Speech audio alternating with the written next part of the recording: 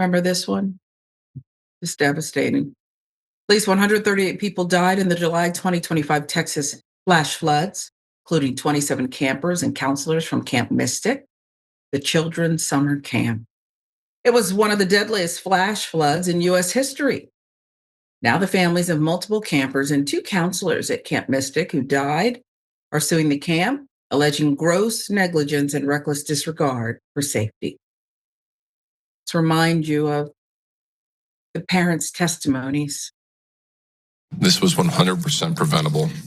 Today in Austin, my baby girl is still missing.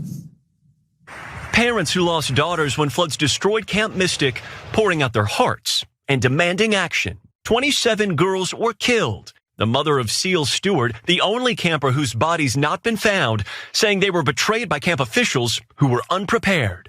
Protocols that should have been in place were ignored. As a result, my daughter was stolen from us. The parents supporting new legislation that would bar licenses for camps that place cabins in floodplains and require camps to conduct evacuation drills. She was so kind, the most gentle little girl who fiercely loved her little sisters and all of her friends. Blake and Caitlin Bonner speaking about their beloved 9-year-old daughter, Lila. Why were our children sleeping in a known high-risk flood zone? Lawmakers listening, some in tears, passing the bill out of committee as heartbroken parents press on. What I do know is that my daughter should still be here. We can't let complacency claim the life of another child. Every single one of those beautiful children should be here. This is a no-brainer. And there are others. Plenty of blame to go around here. Lack of preparedness. 4th of July flood wiped out the Christian all-girls sleepaway camp located along the Guadalupe River, which rapidly rose overnight while campers were fast asleep. 25 campers, 2 counselors, and the camp's director died after floodwaters inundated the camp, trapping many in their cabins. One of 3 lawsuits filed Monday includes the families of 5 campers: Anna Margaret Bellows, age 8, Lila Bonner, 9, Molly DeWitt, 9, Lainey Landry, 9, Blakely McCroy, 8, and the 2 counselors who died.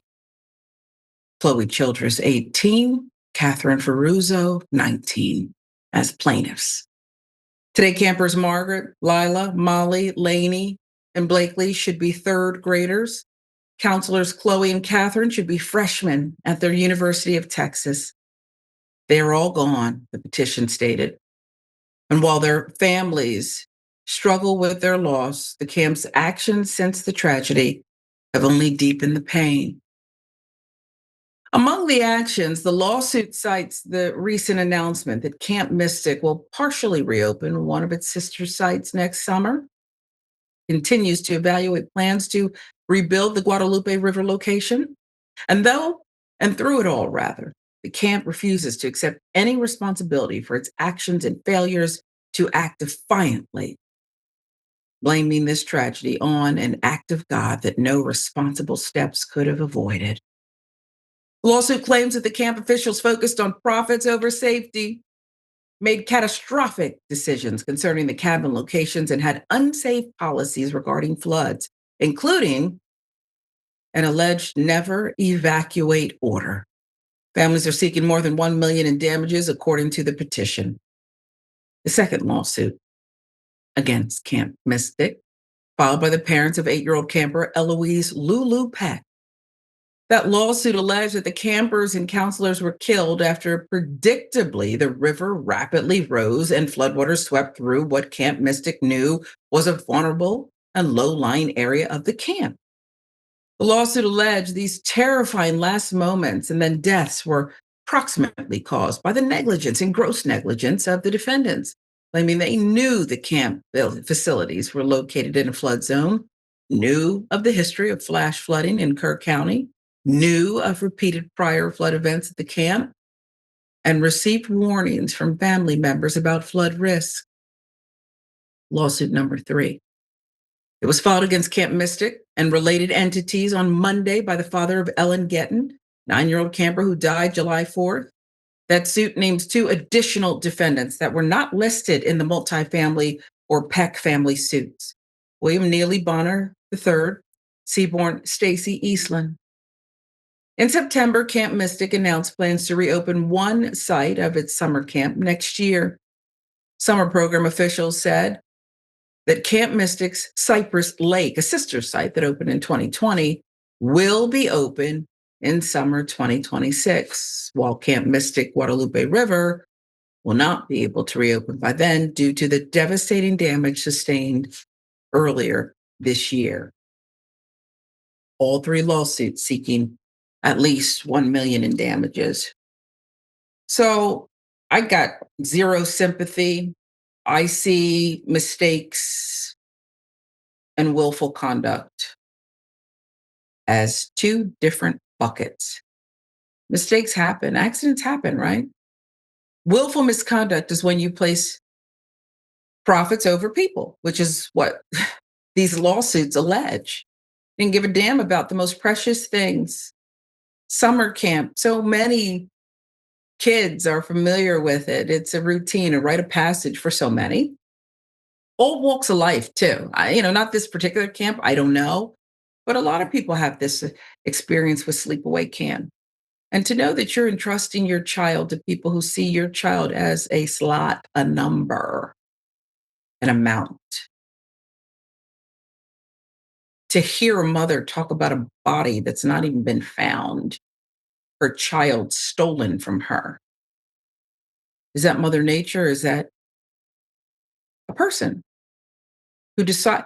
Why does a lawsuit have to force you to have a drill that is akin to a fire drill when you are literally sitting next to a river?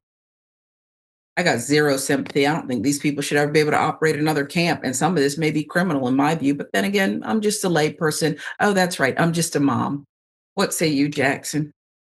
Yeah, I think that it's very fair for this institution to not be able to operate any more camps. I mean, it's not like a couple people got injured. This was a tragedy, one that could have been avoided, one that was caused by negligence.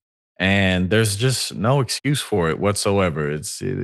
Like, what's your defense? Like, whoops, 20 something people got swept up. But this is also an issue that we're going to continue to see with the impacts of climate change and our infrastructure system It's all not being related. prepared for it. Even outside of negligence, so much of our infrastructure just isn't prepared for the additional flooding, the additional heat waves, the droughts that we're facing, the increased tornadoes, worsening hurricanes, those types of things that were have already started to compound, but will continue to do so. So there's just a lot of work to do and a lot of tragedies coming in the future because we're not prepared. Yeah. And you know what? Sadly, every year kids will die, right? But we don't have to ignore what this tragedy showed us. You don't live in a bubble. Climate issues are real and they have implications for all of us, right? Doesn't matter what your party is, what your race is, it implicates all of us. It impacts all of us. And yet people want to just go fly by night. Let's go make some money.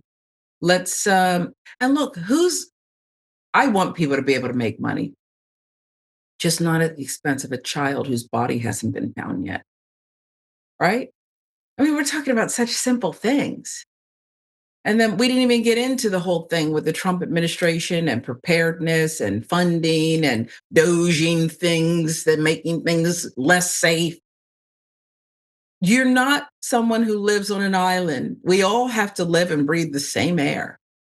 We might as well all get on the same page about, I don't know, 27 people, including 25 children dying because of a fast rising, predictably so, river down in Texas. It's asinine to me.